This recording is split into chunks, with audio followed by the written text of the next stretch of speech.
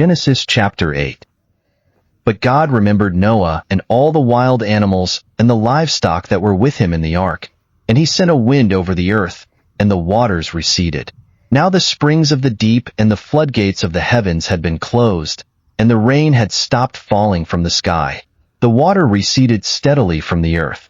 At the end of the 150 days, the water had gone down, and on the 17th day of the 7th month, the ark came to rest on the mountains of Ararat.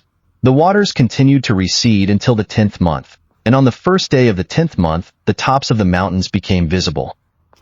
After 40 days, Noah opened a window he had made in the ark and sent out a raven, and it kept flying back and forth until the water had dried up from the earth. Then he sent out a dove to see if the water had receded from the surface of the ground.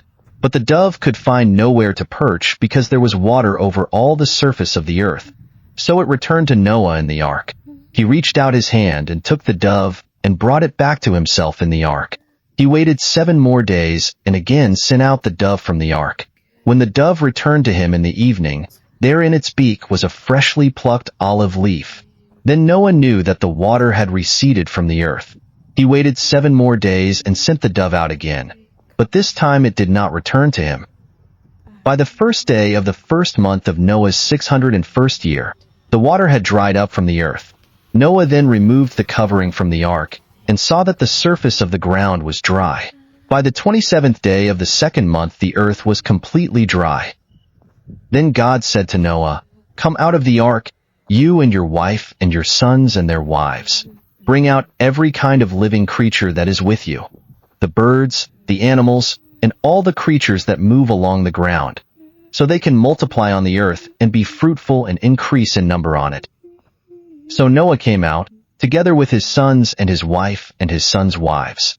All the animals and all the creatures that move along the ground and all the birds, everything that moves on land, came out of the ark, one kind after another. Then Noah built an altar to the Lord and, taking some of all the clean animals and clean birds, he sacrificed burnt offerings on it. The Lord smelled the pleasing aroma and said in his heart, "Never again will I curse the ground because of humans, even though every inclination of the human heart is evil from childhood. And never again will I destroy all living creatures, as I have done. As long as the earth endures, seed time and harvest, cold and heat, summer and winter, day and night, will never cease." End of chapter 8.